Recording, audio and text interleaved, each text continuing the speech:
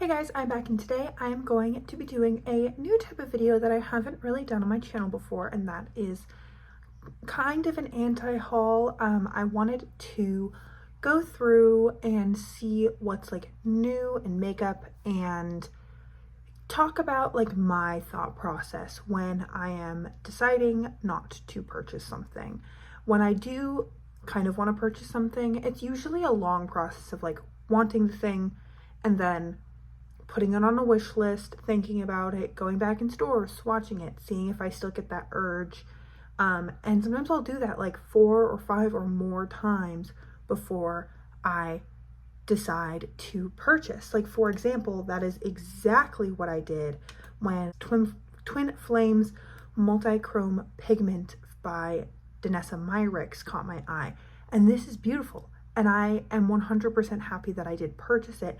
But for me, there's kind of products that are permanent yeses, there's products that are immediate nos, and then there's ones that are in between. So I wanted to go through and kind of talk about why something's an immediate no for me, and maybe get some of your feedback on what you are choosing not to purchase. Because I remember when I was much younger, this was a harder process for me. Seeing something online, seeing something in store, like the lusting after it was much more extreme. And then sometimes I would get it and it would not feel like, it would not scratch that itch at all in the way that I thought it was going to. So now I know a little bit more about my makeup preferences.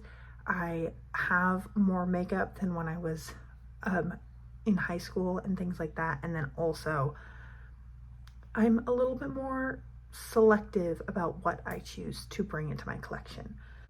I was trying to decide whether to go straight to like Sephora or Ulta, but I ended up deciding to go to Trend Mood because I think that they tend to have a definition of new that aligns more with mine. Sometimes something that's been out for like 8 or 9 months will be in the Sephora new makeup tab because it's like the newest thing that that brand has come out with, and I wanted actual new makeup. So it looks like blush is a big theme. We've got one from Kosas, we've got one from House Labs that's like a cream blush, that's in a stick. We've got a compact of cream blush from Tarte. There's compacts of, that's a powder blush from Nabla. All the different kinds of blush. Dior apparently is coming out with more blushes. Oh Lord. And I know that blush is a big trend right now, but frankly, I have not needed to purchase a new blush for years. I will not need to purchase a new blush for decades. I have that much blush, especially just cream blushes.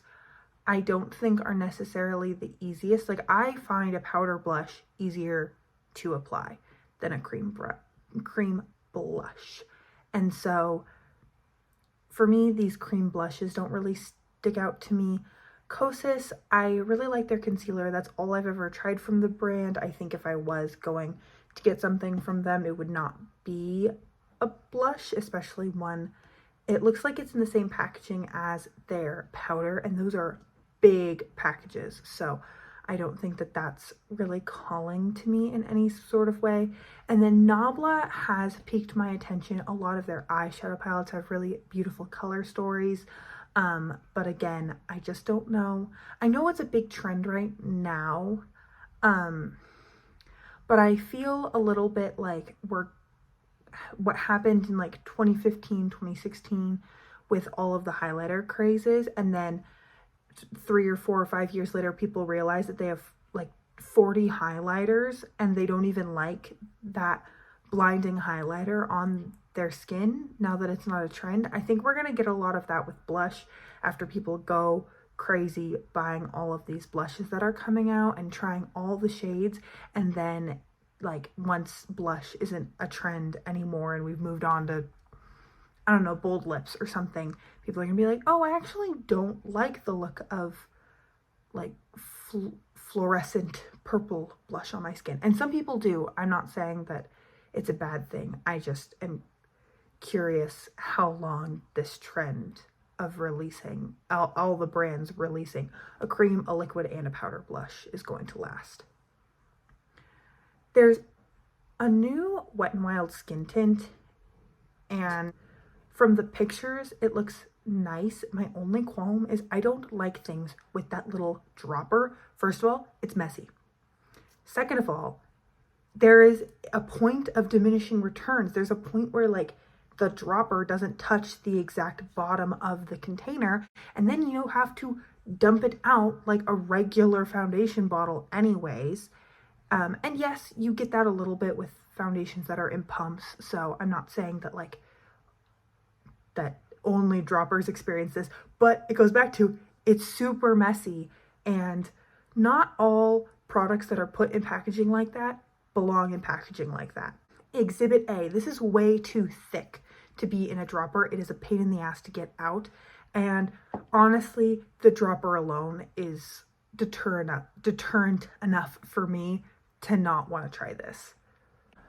So then there's this Cali Ray Sun Drip Skin Bronzing Peptide Serum Bronzer. We've already started seeing this from what I've seen. I don't know. Again, it's people are coming out with something that mimics in a lot of ways those Be Bronzy drops from Drunk Elephant.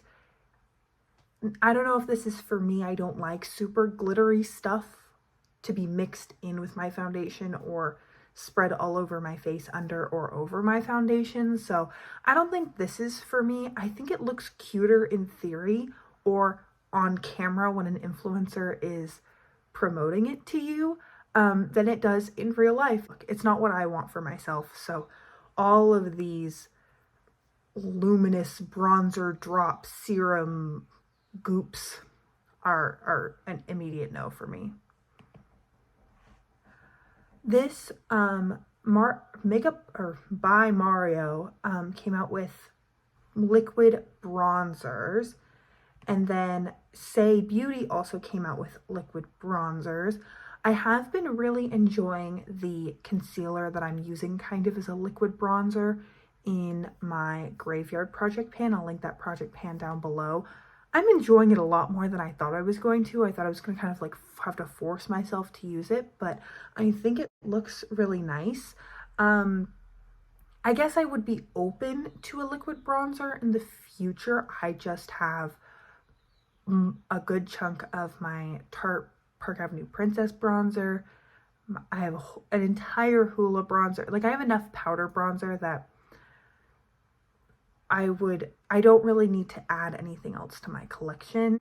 If like 5 years from now, I'm out of bronzer and I'm itching for a liquid bronzer instead of getting a powder bronzer, then maybe I could see myself swatching these in store. But for now, it's just really not something that I actually would get good value out of. Natasha Denona is coming out with the golden palette. Didn't they have a gold palette? She did have a gold palette, and it had those greens and stuff in it. And honestly, I thought that was a much prettier color story than this is, which is fine. I mean, she discontinued that other palette for a reason, I'm guessing. This, I just don't think I would be able to get the value out of that. And I say that because this is $69, and then it has a cheek trio and a gloss too in this collection. And my Huda Beauty palette was like somewhere around 60 bucks, I want to say. And I don't feel like I got enough value out of that. So unless I was in a place where I really thought I was going to be able to get $70 worth of value out of this, I don't think that this is really for me. Melt came out with some liquid eyeshadows and bases. They have like a range of shades, which I think is interesting. The white and the black, I think, are the most compelling just from like a makeup artistry standpoint. Shades can look really different on white and black bases than they do on like a skin toned base. I don't really miss having like eyeshadow primers in my collection. I know I'm using a cream stick kind of as a primer right now, and even that I can take it or leave it. So I don't think any of the skin tone shades are really for me. And then also most of my liquid shadows have become like dried out or expired before I even get halfway through them. So this is more just like a knowing myself kind of item. Kylie Cosmetics is coming out with a Supple Kiss lip glaze. I've already found my favorite lip gloss formula of all time, and that's the Buxom Full On Polish Plump Lip Cream, their gloss. And two, I've never been that like compelled to buy any of the Kardashian Jenner makeup. I remember in high school, the Kylie lip kits were like a big deal, and girls in my class would like get up at 3 in the morning or whatever to buy them once they dropped. And I just, again, I never felt that compelled. Way and Tower 28 did a collaboration with a lip gloss. I don't want my lip gloss to smell like hair care, so that's an immediate pass. Ilia's coming out with lipsticks and lip liners, it looks like. They honestly look stunning. Like, the shades are beautiful. From the product imagery, they look really rich and creamy. Again, like, if I needed a lip liner, I would definitely go and swatch these, but if you watch my Wheel of Lippies project pan, you know that I do not need another lip liner.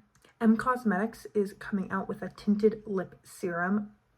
Another trend that everyone's gonna do, like, you're gonna have a glossy like balm stick and a tinted lip serum, oil, gloss, balm, whatever. Every brand is coming out with them. I'm sure they're very pretty, but yeah, I don't know if this is really for me. It looks like they're a stain, which is actually kind of interesting.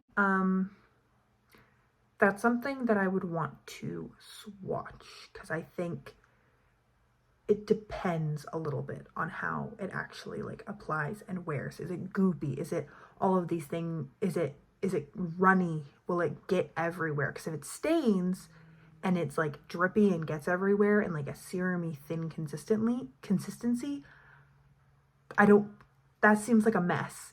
So that's a question for a swatch in store. And do they sell Cosmetics anywhere in store? I don't think they do.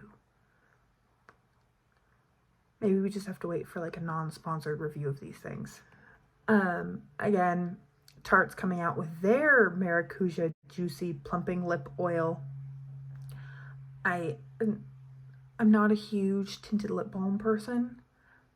I am curious about the tinted lip oils, but again, I found my favorite lip gloss formula. And once you find your favorite, you don't need to keep looking, in my opinion. Kim Kardashian is coming out with Skin Beauty, SKKN. It goes back to that, just like I've never really had a desire to try any of her makeup or her brands. One Size Beauty is coming out with a setting powder. I am going to be in the market for a setting powder in like a year. So this is something I could maybe revisit. These shades are not for me. These are like for deep skin tone. They're like a rich orange and peach. So that's not for me, but I have heard good things about like the original. So that's interesting. I don't understand why Milani Cosmetics decided to name their line Fruit Fetish. I don't like that, and I don't want that written on my makeup products. It is what it is. And then NARS is, surprise, surprise, coming out with some Laguna Ultimate Face Palettes for their Seductive Summer Collection. It also looks like they're coming out with some eyeshadow sticks, which would be interesting to swatch. I wonder, formula-wise, how similar they are to the other kind of cult classic eyeshadow sticks. Is NARS owned by Estee Lauder? Okay, NARS is owned by Shiseido, which also owns, they own Drunk Elephant, they own Issa Miyake, which looks like a fragrance line. They own a lot of fragrance lines. I'm curious how similar they are in formula to like a Bobbi Brown or a Laura Mercier caviar stick, but not curious enough to buy one. They also look like they're all matte browns. Where are the swatches? Yeah, they're all mattes, which is also interesting. And then these palettes are 2 bronzers and a highlighter and 4 eyeshadows. These palettes, when I was younger, always seemed like a better idea than they actually were. And then in reality, you go through some of the shades much faster than you go through others. And then once I no longer have like a full face in it, it's much less enticing to use, and it's hard to use up the whole palette. From a project painting standpoint, the palettes are pretty, but it also is not that much harder to pack like a bronzer and a highlighter and a small palette, considering this only has 4 shades in it. So I think that's where we're gonna leave today. Please let me know what you thought of this down below if you'd like me to do this periodically. It was interesting seeing what is new coming out for summer, especially. There's not really much makeup that I need right now, or anything that I'm running out of. So this was much more of like a thought experiment than a genuine shopping trip. Some things will never change. NARS will release something that's either orgasm or Laguna themed. Tarte will release something that's got the word maracuja in it. And everyone will release a blush is my takeaways. So I hope you are having an incredible, awesome day wherever you are, that you got some entertainment from today's video, and that I get to see you in a future video. Thanks, guys.